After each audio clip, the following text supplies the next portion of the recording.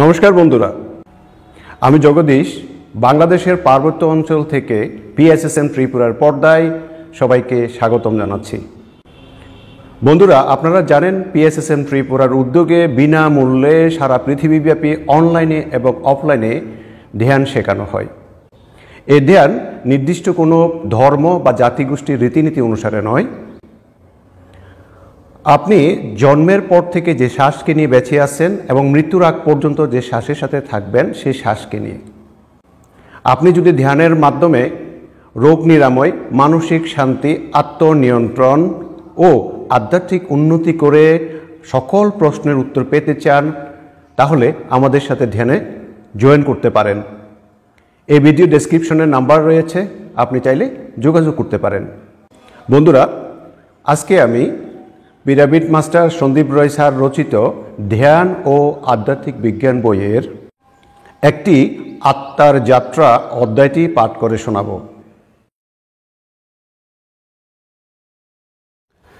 একটি আত্মা তার যাত্রাপথে প্রথমে খনিজ জগতে অর্থাৎ পাথর, জল, ধাতু, আকরিক ইত্যাদি বিভিন্ন খনিজ পদার্থ রূপে জন্ম নেয়।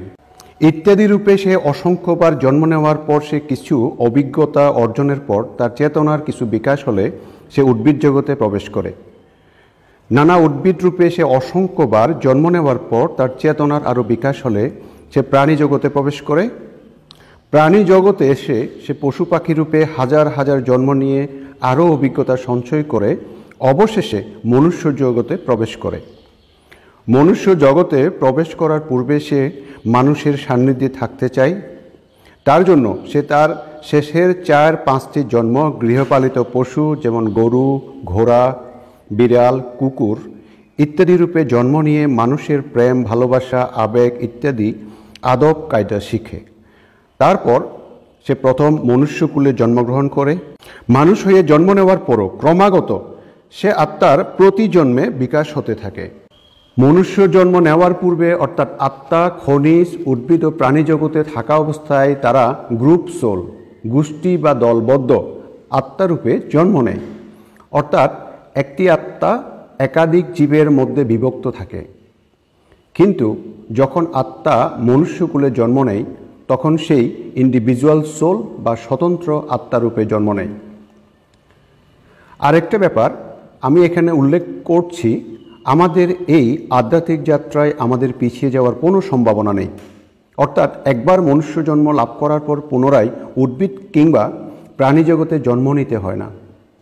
আমাদের ক্রমাগত ঊর্ধ্বে বিকাশ হতে থাকে। আমাদের পুরাতন মান্যতা অনুসারে আমরা শুনে এসেছি 84 লক্ষ যোনিতে আত্মা জন্ম নেওয়ার পর আমরা মনুষ্য জন্ম পেয়ে থাকি। আর মানুষ হয়ে যদি খারাপ কর্ম করি তাহলে পুনরায় আমাদের পশু যোনিতে জন্ম নিতে হয় বা নরকে যেতে হয়। বিষয়টি সম্পূর্ণ ভুল। কোনো ব্যক্তি যদি খারাপ কর্ম করে থাকে তাহলে তাকে মনুষ্য জন্ম নিয়ে তার কর্মের ফল নানা রোগ, দুঃখ, দুর্দশা বা সেবার মাধ্যমে কিংবা অনুরূপ পরিস্থিতির শিকার হয়ে ভোগ করতে হয়। খুব কদাচিৎ কিছু সংখ্যক আত্মাকে মনুষ্য থেকে নিচে নেমে উদ্ভিদ কিংবা প্রাণীকুলে জন্ম নিতে হয় তাদের বিশেষ কিছু উদ্দেশ্য বা ইচ্ছা, ফুর্তির কিংবা কর্মের লেনদেন শেষ করার জন্য।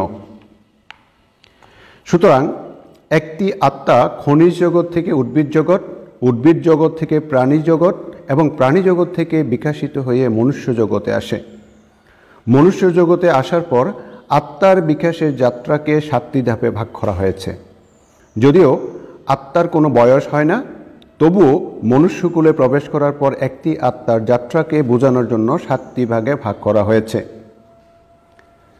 নবজাতক আত্মা, বালক বা শিশু আত্মা, তরুণ বা যুবা আত্মা, প্রাপ্তবয়স্ক আত্মা, বৃদ্ধ আত্মা, অতীন্দ্রিয় আত্মা, অনন্ত আত্মা।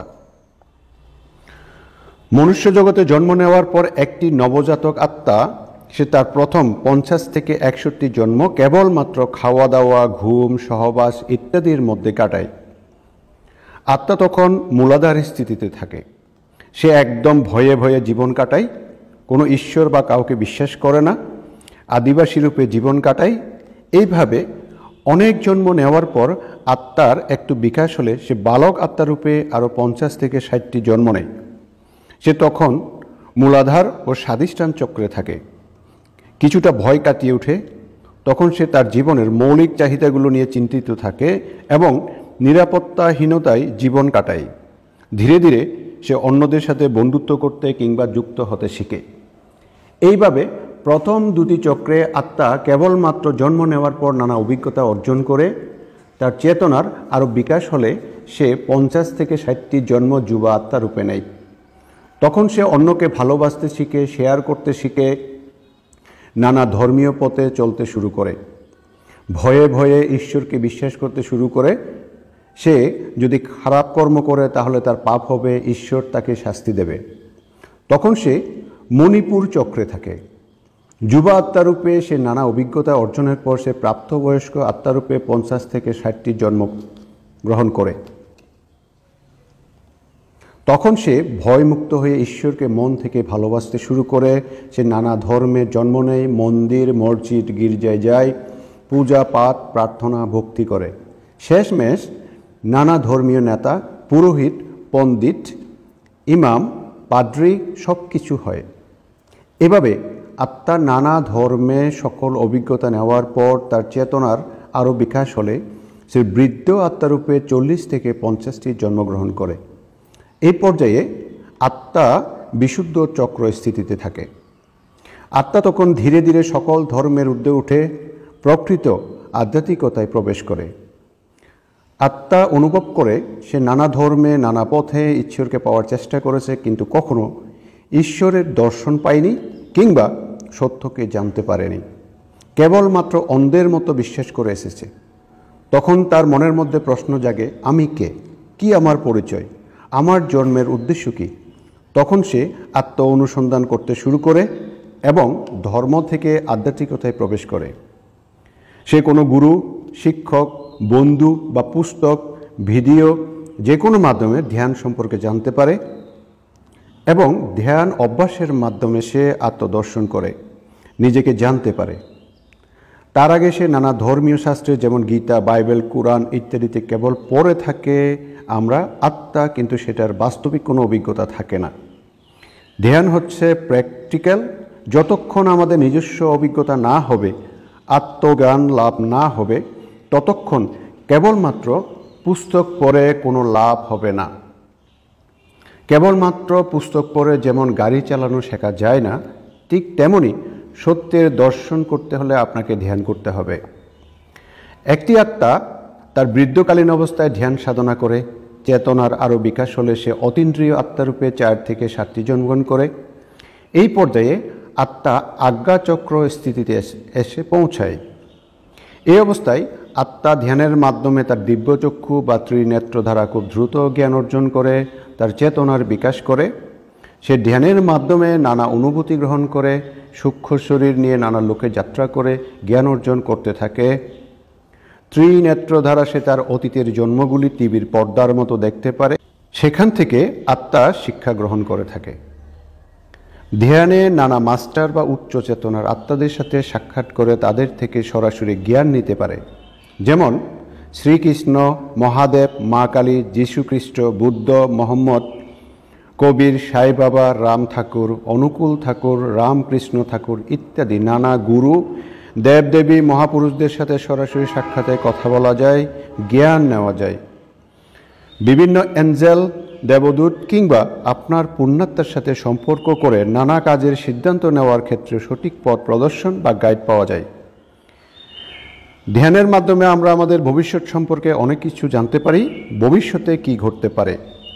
ধরুন আপনি কাউকে পছন্দ করেন বা ভালোবাসেন, এখন সে আপনার জীবনসাথী হবে কিনা বা তার সাথে আপনার বিয়ে হবে কিনা সেই বিষয়ে আপনি জানতে পারবেন।